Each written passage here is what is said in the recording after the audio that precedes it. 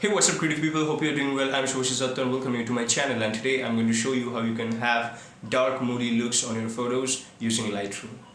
Once we are in the Lightroom, the first things first, I'm going to crop this picture according to Instagram ratio. For that, come to the crop tool, bring it closer to the subject, and then come to the custom, go to 4:5/8:10 crop, and as you can see, Lightroom has already detected the ratio, so we are good to go. Hit enter and done. Now I'm going to fix the white balance of this picture. Since we are going for dark moody look, I'm going to go for much cooler tones for this picture, right? So the temperature, bring this down. Let's see. -21 is good. And for the tint, if we take this towards pink, it will just look more magenta-ish, which we don't want. So I'm also going to bring it down to further left, -17. Looks very smooth, very good. Now exposure, bring it down. Contrast, again bring it down. Highlights, bring it down to -5. Shadows, also let's bring it down to -76. Whites, now here I want whites on my picture so that it looks a little bit of contrasty. For that I'm going to take this upwards. +48 is good, and black again, I'm going to bring it down towards let's keep it at -45. Perfect. Now clarity, I want to have a little bit of clarity in this image. For that I'm going to keep it at +7. Vibrance, I'm going to bring it down. -17 is good. And also saturation, +12. Right, now let me show you the before and after. This is before and this is after. I think we are getting there. Now for tone curve, I'm going to raise up the blacks of this image and then make a point over here and another one in here. And as you can see, we have this faded look in the black or the dark regions of the photo which we wanted. And then I'm not going to do much with the curves. I want to have a smooth linear curve. The only thing I will do is I'm going to bring the highlights down just a little bit. Yeah.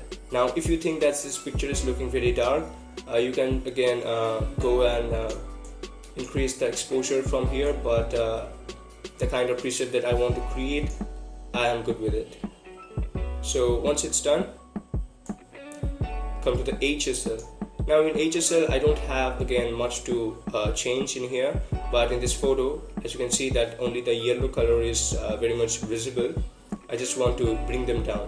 So in saturation, just bring down the yellow to like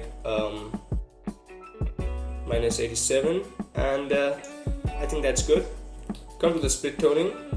In split toning, what I'm going to do is hold Alt or Option to see what are the areas that your color will be affected, and I'm going to take this slider towards a little bit of greenish tone and set that saturation to something like 13. For shadows, do the same thing, and I will take it up to again to colder tone, and I think 187 is good. Take the saturation up to 12. Yes, and balance. Now see, in balance, I know it's not much visible. The change is not much visible in here, but still, what I'm going to do is I'm going to bring it down, -52. It was necessary for me to do it, but if it's necessary for you, do it or leave it. So let me show the split toning. This is before split toning and this is after. And then I will come to the sharpening. Now in sharpening, I'm not going to make any change because I'm satisfied with the sharpening that this picture have already. So I'm going to come to camera calibration, because here we have something to do. For red primary, I'm going to take it to minus 12. The saturation, I will bring it down. For green primary, I will bring it down again to something like minus 52, and the saturation plus 21. For blue, let's take it up to plus 10, and blue to minus 36, because I love this this kind of desaturated look which I'm getting.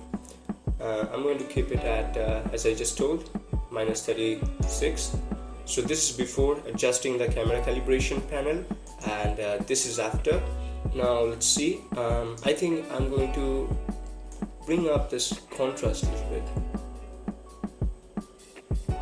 Yeah, plus 2, and shadows maybe. Let's see. I think I'm going to keep this at minus 81 ish.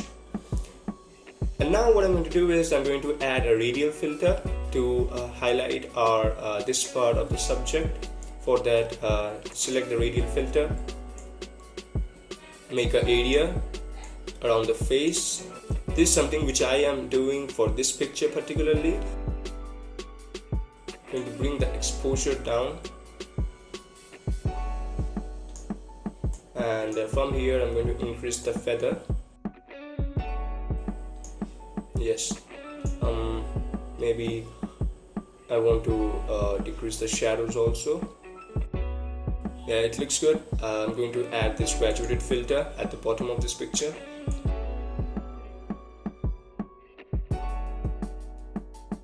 Now this is already looking so good, right? So let me show you the before and after of this image. So this is before and this is after. And if you come to this, this says cycles between before and after views. It is in Lightroom that shows you the before and after of the editing. Alright, now as you can see, we are done with the main editing part in Lightroom.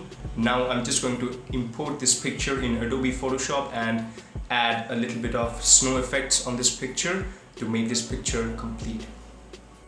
Here we are in Adobe Photoshop. Now let's make a copy of this layer. And now what I want to do is I want to add a little bit of snow effect, snowfall effect on this picture. For that, I will go to File, go to Open, and here is a picture that I have downloaded from Google. Again, make a copy of this, and now I'm going to take this picture to our wolf picture. Yes, and at first I'm going to cover it to the ratio of this our original picture. For that, hold shift, and as you can see, you can just maintain the ratio while changing the size of this picture, right? I'm going to reduce the size of this photo first, and then yes, it's good. Now I'm going to add a little bit of motion blur to this image. Come to filter and come to blur, and in here there's motion blur, and as you can see, the effect it create on our photo, we want this kind of image, right? As if the snow is coming. Let me show you.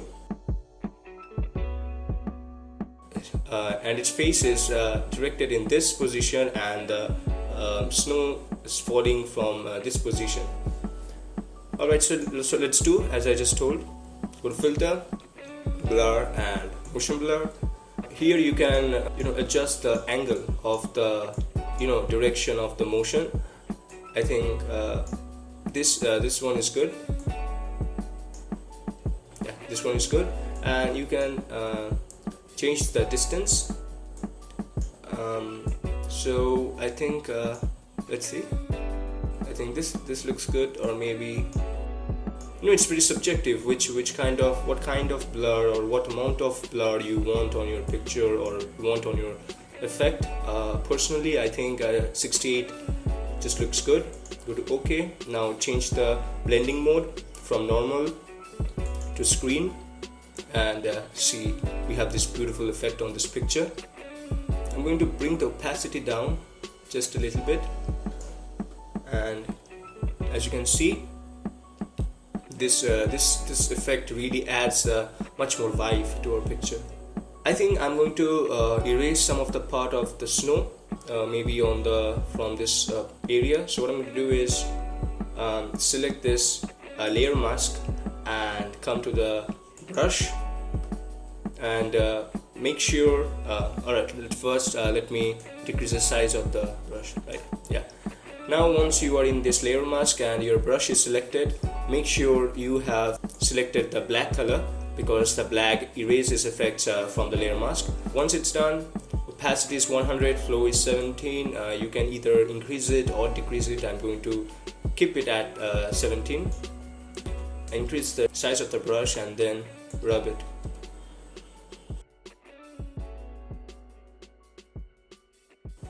Yes, I think it looks good. So let me show you the before and after of this picture. This is before, this is after, before and after. And that's it for today, guys. Hope you've enjoyed this video and found this video helpful. Now if you did, don't forget to leave one of these below the video. Do comment, share with your friends, and please do subscribe to this channel because it means the world to me. And I'll be meeting you guys on my next video. Till then, take care. Bye.